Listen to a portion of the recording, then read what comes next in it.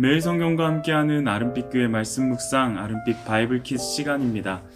2023년 8월 17일 목요일 오늘 함께 묵상할 본문은 예레미야 22장 1절에서 9절까지의 말씀입니다. 오늘 본문에서 함께 주목하고자 하는 말씀은 예레미야 22장 3절과 6절에서 9절까지의 말씀입니다.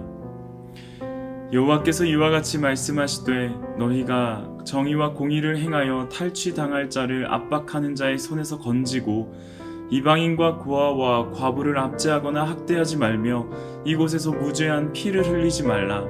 여호와께서 유다 왕의 집에 대하여 이와 같이 말씀하시니라. 내가 내게 길르앗 같고 레바논의 머리이나 내가 반드시 너로 광야와 주민이 없는 성읍을 만들 것이라.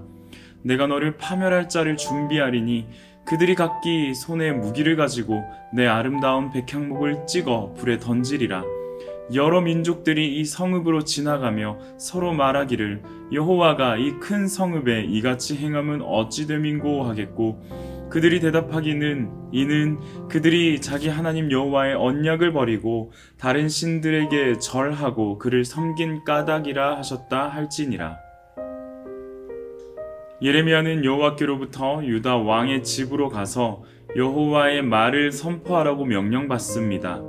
그곳에서 선지자는 유다 왕 그리고 신하 백성에게 긴급한 메시지를 전합니다.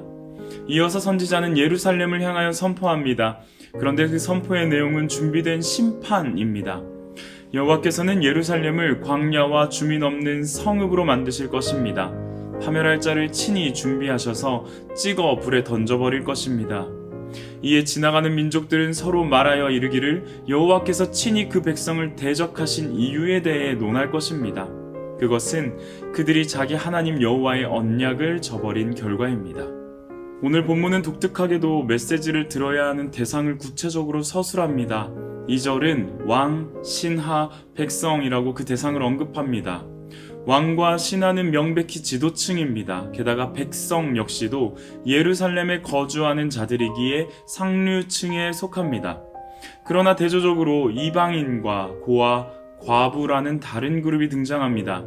다른 그룹은 여호와께서 유다 왕과 그 집안을 향하여 정의와 공의를 행하도록 요청한 집단입니다. 정의와 공의를 행하는 방식은 명백합니다.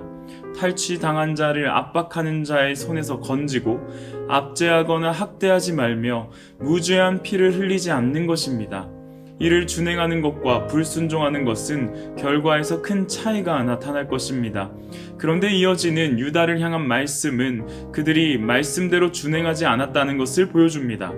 성경은 내가 내게 길르앗 같고 레바논의 머리인이라 라고 번역하는데요.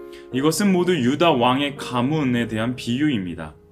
요단 북쪽에 위치한 길르앗은 산림이 우거진 곳이며 레바논 역시 백향목 나무로 유명한 곳입니다.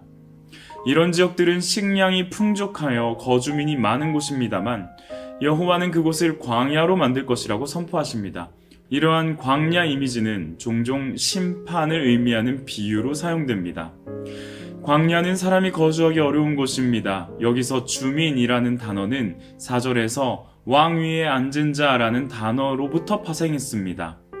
결국 본문은 성읍에 주민이 없는 것을 묘사할 뿐만 아니라 왕 위에 앉은 자가 성읍에서 사라질 것도 말하는 것입니다. 독특한 표현은 7절에서 사용된 준비하리니라는 표현입니다. 이 표현은 거룩하게 하다, 성별하게 하다를 의미하는 단어에서 파생했습니다. 다시 말해 저자는 여호와께서 이스라엘을 대상으로 거룩하게 준비되는 군대, 거룩한 전쟁을 치르실 것이라고 말하는 것입니다. 결국 8절 이하로는 여호와의 심판이 임하게 될 상황을 가정하여 보여줍니다. 많은 민족들이 예루살렘에 일어난 일에 대해 묻습니다. 큰 성읍, 곧 위대한 성읍에 파멸을 가져온 주체가 바로 여호와 하나님이라는 사실에 놀랍니다. 그리고 이어지는 9절은 그 이유를 명확히 서술합니다. 그들은 다른 신들에게 절하고 섬겼다. 이스라엘은 여호와의 언약을 버렸습니다. 오늘 말씀을 우리의 삶으로 가져와 보기를 원합니다. 유다, 이스라엘, 그 안에 속한 왕과 신하 그리고 백성들은 심판을 예고받은 자들입니다. 그들이 심판을 예고받은 이유는 9절에서 설명합니다. 그들이 자기 하나님 여호와의 언약을 버렸다. 우리가 잘 알다시피 유다 이스라엘은 여호와 하나님의 전적인 택하심으로 세워진 민족이며 나라입니다. 그리고 그 택하심의 근거는 여호와의 언약이며 맹세입니다. 하나님께서 세우시고 붙잡고 계신 그 언약의 손을 유다는 스스로 뿌리치고 달아났습니다. 두 가지 방식으로 뿌리치고 있습니다. 하나는 다른 신들에게 절하고 섬기는 것, 그리고 다른 하나는 이웃들에게 정의와 공의를 행하지 않는 것으로 말이죠. 우리는 여호와의 언약에 따라 위대하게 된 자들입니다. 여호와의 큰 성으로 불리는 자들입니다. 그러나 정녕 그 위대한 가치를 지닌 사람들답게 살아가고 있는지 자문해 보게 됩니다. 표면적으로는 다른 종교를 따르지는 않고 있지만 여전히 종교의 가장 선봉에 위치한 나를 섬기고 있지는 않은지 스스로 물어봅니다. 뿐만 아니라 정의와 공의를 행하는 삶을 추구하고 있는지 자문하게 됩니다. 정의와 공의는 하나님의 말씀에 비추어 이웃을 향하여 우리의 삶의 방향성을 맞추는 실천입니다. 억압당하는 자에게 손을 내밀고 압제하거나 학대당하지 않으며 무죄한 피를 흘리지 않는 것을 이야기합니다. 이에 따른 구체적인 실천 내용을 고민해 보기를 원합니다. 내가 누군가의 마음을 지나가는 말로 스치는 행동으로 실족하게 한다면 어떠한 폭력보다도 강력한 압제와 학대가 아닐까 생각하게 됩니다.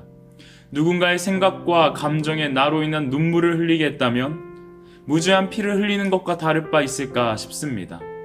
오늘도 우리의 존재가 모든 행실이 예수님 닮아가기를 원합니다. 죄의 영향력 아래 신음하는 자들을 향하여 복음을 전하는 손길로 나타나길 원합니다. 즉 간접적인 압제와 학대로 육신과 마음의 고통을 안기지 않는 선한 행동을 따라가길 원합니다. 오늘도 우리와 함께 하시는 성령 하나님의 선한 능력으로 일어서는 우리가 되기를 간절히 소망합니다. 함께 기도하겠습니다. 우리가 이 계명을 주께 받았나니 하나님을 사랑하는 자는 또한 그 형제를 사랑할지니라. 하나님을 사랑하는 우리가 되기를 원합니다. 이웃을 사랑하며 정의와 공의를 전하는 우리가 되기를 원합니다. 우리를 위대한 자로 큰 성읍되게 하신 여호와의 언약을 기억하게 하옵소서. 크고 위대한 성읍이 황폐한 광야가 되지 않기를 원합니다. 우리에게 맡겨진 사명, 위대한 가치를 따르는 삶을 살아갈 수 있는 선한 능력을 오늘도 허락하여 주옵소서. 감사드리며 예수님의 이름으로 기도합니다. 아멘.